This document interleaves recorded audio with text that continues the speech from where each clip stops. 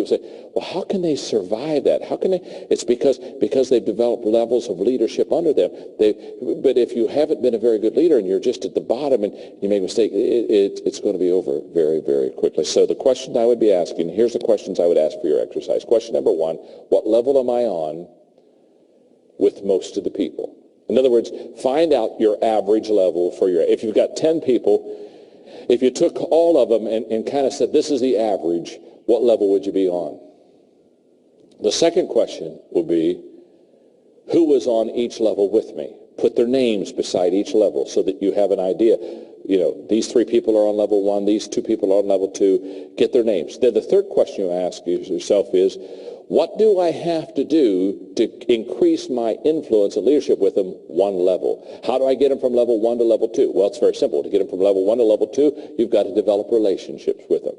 To get them from level number 2 to level number 3 is you've got to put some wins under their belt. You've got to get success with them, because as they see you become successful, they feel the success and they'll put you on level 3. To get from level number 3 to level number 4, you've got to spend mentoring time with them and personally develop them and equip them and train them to be successful. So let me close with one more thing, and that is, there's a 5-step process on level number 4, the people development level. There's a 5-step process of how to train and equip people. Let me give it to you. It's very simple.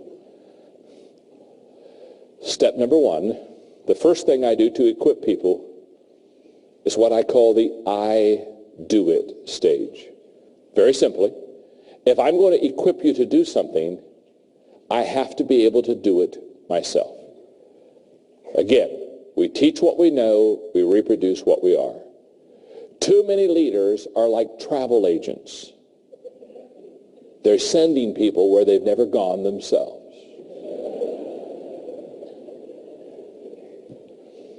You need to be a tour guide leader. Tour guides say, get on the bus. I've lived here all my life. I'm going to show you people and meet people and things that I've experienced all my life. Be a tour guide leader, not a travel agent leader. So level number 1 in equipping people is I do it.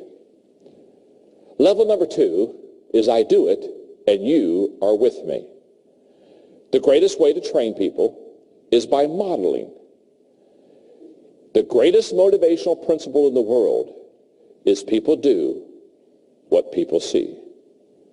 Stanford research says 89% of what you and I know today, we know because we saw someone else do it. We saw it visually first.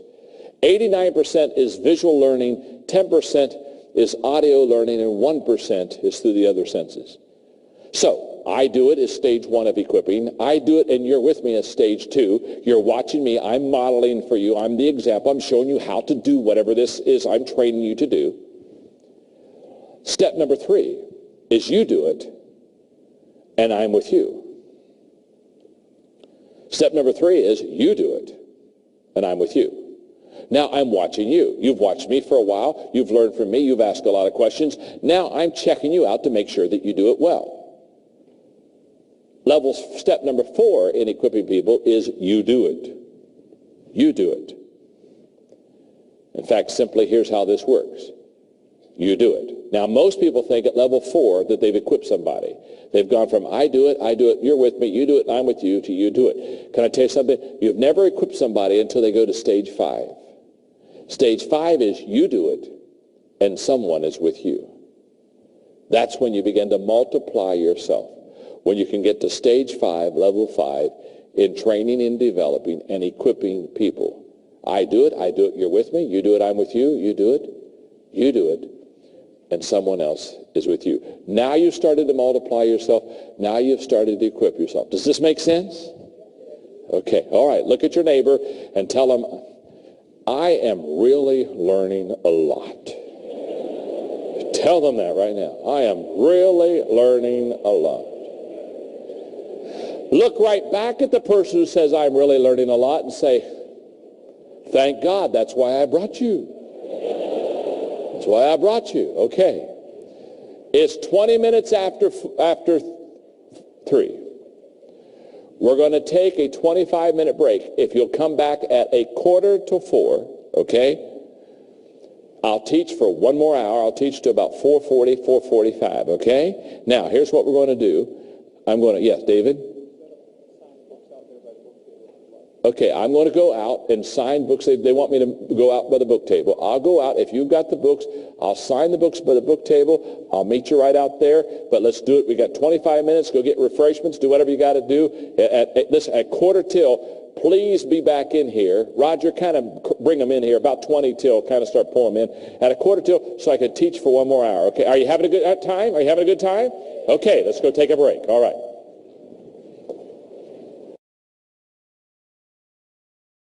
Thanks, man. Thank you very much. Thank you. Thank you very much.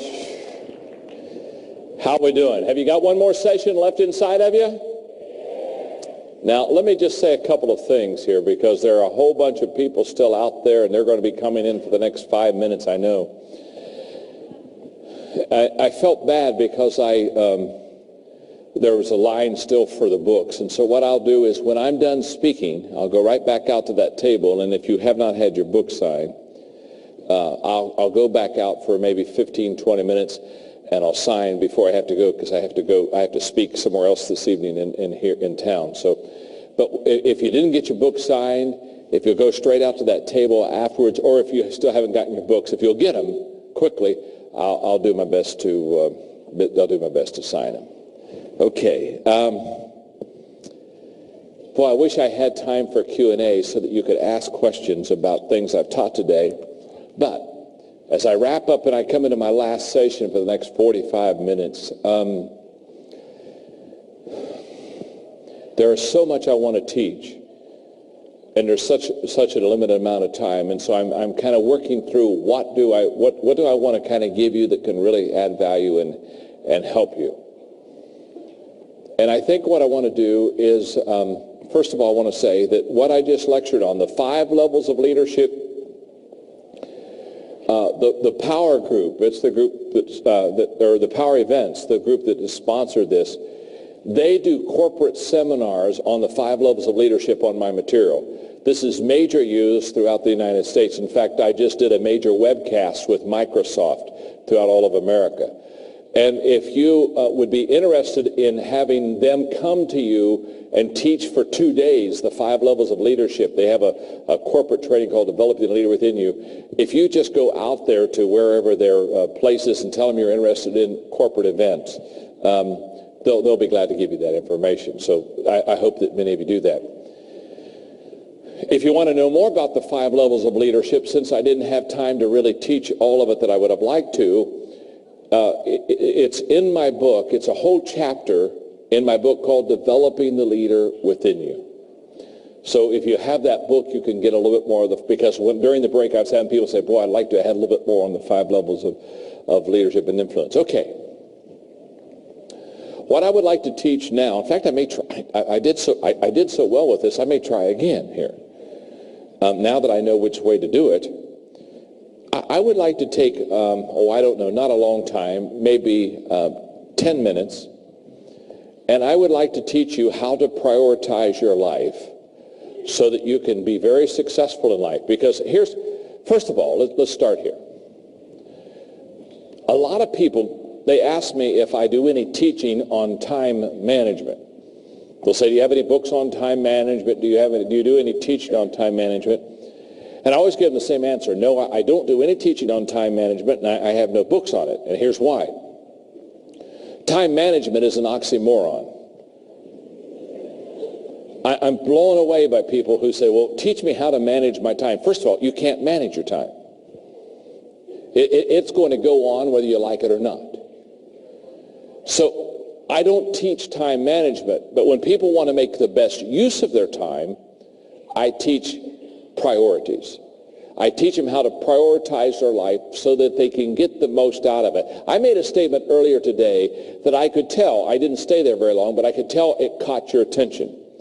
I was talking about my life and talking about that I only do 4 things.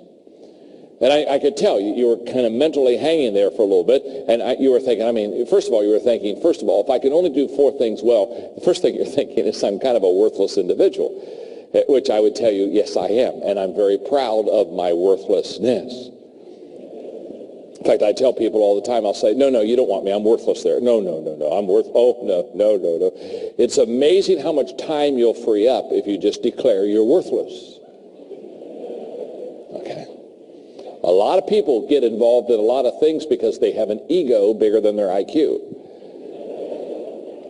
Just back off and say, no, I'm not any good at that. You don't want me. Okay.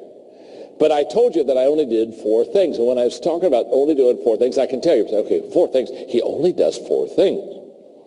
In fact, it was interesting. The other day, my wife Margaret and I were having a conversation about the 4 things that I do.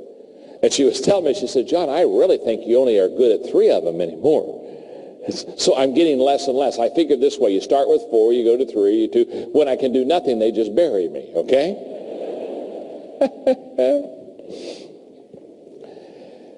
Many years ago, I'm talking about 1972, when I was working on a business degree, I had this course that taught me the Pareto principle. And it's not my principle, but it's a principle that in 1972 I had in a business course, and I said to myself, I am going to learn this principle because this can change my life.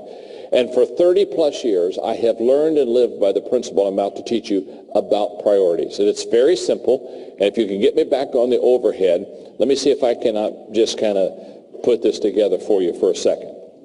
On a piece of paper, I want you to do the same thing that I'm doing right now.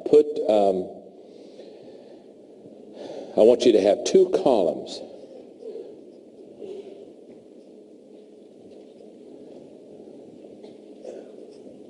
And those 2 columns should have headed up priorities and production. Let's start right there.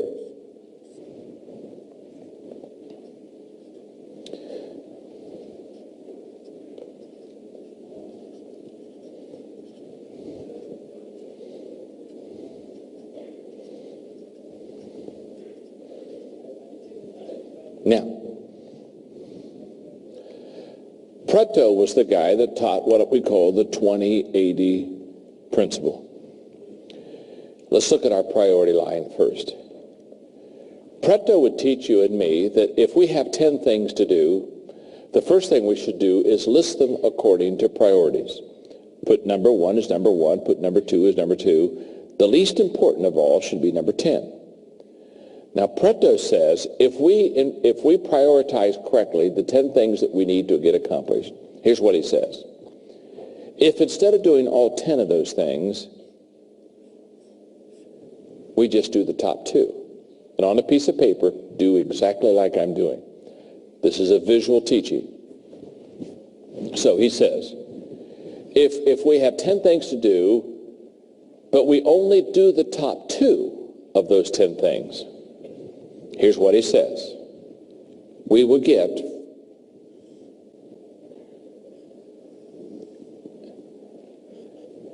an 80% return of everything that we need to accomplish in our life. Now that's a tremendous visual right there. What he's saying to us is if we have 10 things to do, but we only do the top 2, we don't do the bottom 8. We just do number 1 and number 2. That we will receive an 80% return of everything that we need in our life. Now he goes on to say, let's say we ignore the top 2, and instead of doing the top 2, we do the bottom 8. We do numbers 3 through 10.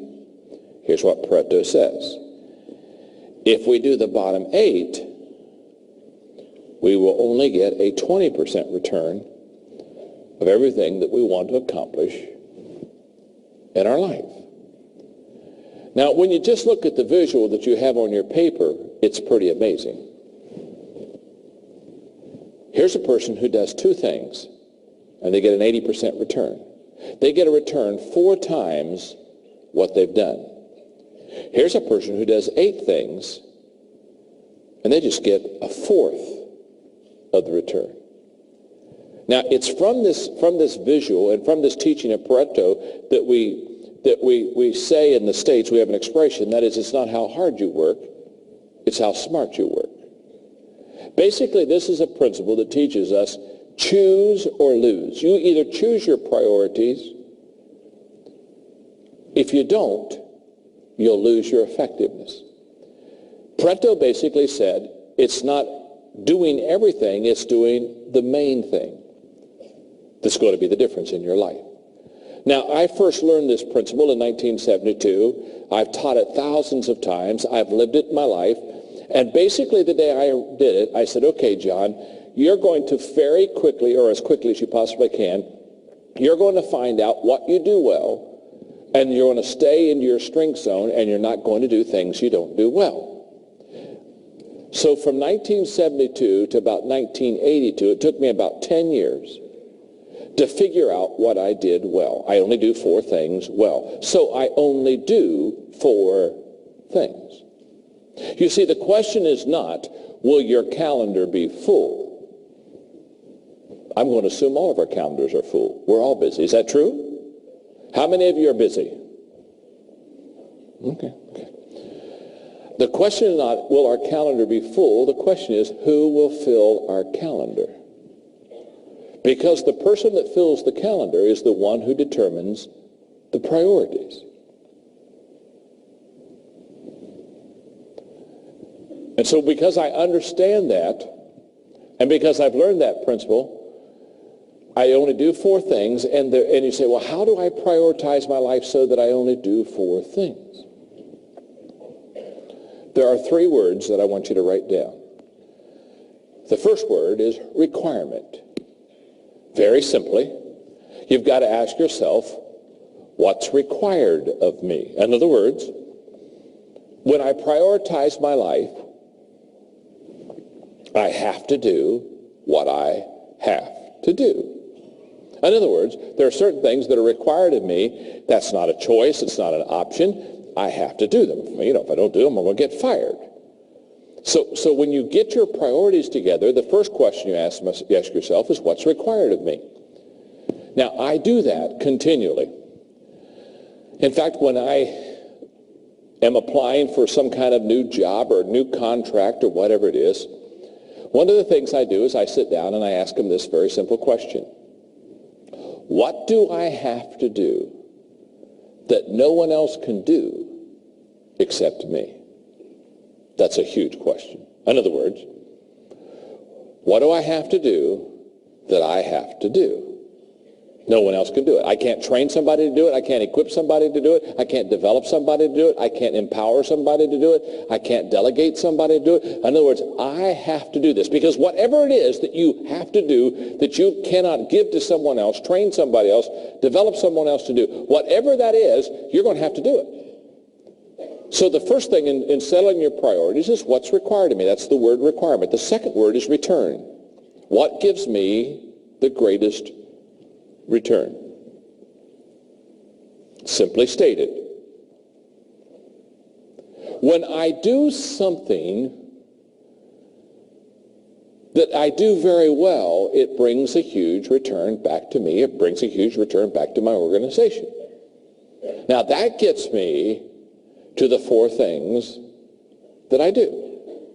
Because after 10 years, from 72 to 82, after asking myself, asking people, searching, looking at what I was doing, I came to the conclusion within 10 years that there are 4 things that I should spend my life doing, and I should not spend my life doing anything else but these 4 things. Now, I'm going to give you the 4 things, but they only help you in light of helping you know how to do this. They don't help you in light of the fact these are not going to be your 4 things. In fact, for you, it may be 3 things. It could be 5 things. I don't know. But these 4 things I have looked at, and these are the ones that really, that I'm good at. So my 4 are, I lead, I create, I communicate, and I network. Those are the 4 things I do. I'm a very good leader, so I lead. I'm very creative. That's why I'm always writing. I'm just a creative thinker. There's nothing I love more than being by myself with a legal pad and a pen, just thinking thoughts and creating. So I'm good at creating. I'm good at communicating. So I do a lot of communicating. That's this whole day is set aside basically for me to communicate. And I enjoy meeting friends and networking and trying to put together partnerships. Now, those are the 4 things I do well. I lead, create, communicate, and network. Now, what that means is those are the 4 things that I do. If you looked on my calendar, you would find that that's all that's on my calendar as far as business is concerned. I'm either spending time creating, or I'm spending time communicating. This has been a day that's been set aside for several months now. This is a day I'm going to be at KL, and I'm going to communicate today. I'm either communicating, creating, leading, or networking. And that's all that's on my calendar. I do nothing else. I'm going to come back to that in just a moment. But let me go back to the 3 R's, because I've only given you 2. And the melancholies are starting to get nervous. They're saying, you know, there's another one in there. I know there is. Where's the R word? The R. The first word is requirement, what's required of me. The second word is return, what gives me the highest return. The third R is reward. What is rewarding to me? Because one of the things I've discovered about prioritizing my life correctly is this. If I don't enjoy doing it, I'll stop doing it. Sooner or later, I'll find a way not to do it. Now, what you want to do is you want to get everything lined up so what is required of you and what gives you the greatest return also gives you the greatest reward. Can I tell you how good you can get at this? When what is required of you, what gives you the highest return, and what gives you the greatest reward are the same things, you will be highly successful in life. I guarantee it. Now, let's go down to prioritizing our life, and let's go to a teaching that I think is very important. What I'm about to say is a paradigm shift for you. And your tendency is when I say it, it will be to emotionally disagree. And I just want you to know that's okay. You can do that. You have a right to be wrong. Okay. I'm kidding you. My name's John. I'm your friend. What I'm about to say, though, goes against everything, basically, that we've ever been taught. And the reason I know that is in the States, this is major. What I'm about to teach you for the next 10 minutes has more impact upon probably a mass group of people than anything that I've ever taught. So hang with me, fasten your seatbelts, and listen to me very carefully. Because the statement I'm about to say to you is a little bit different than what you're used to hearing. Let me qualify it. I'm talking now about your skills. Only your skills. Okay? Here's the statement. From this moment on, stop working on your weaknesses. From this moment on, stop working on your weaknesses. Now you say, oh my goodness, John, I'm not even sure I can write that down.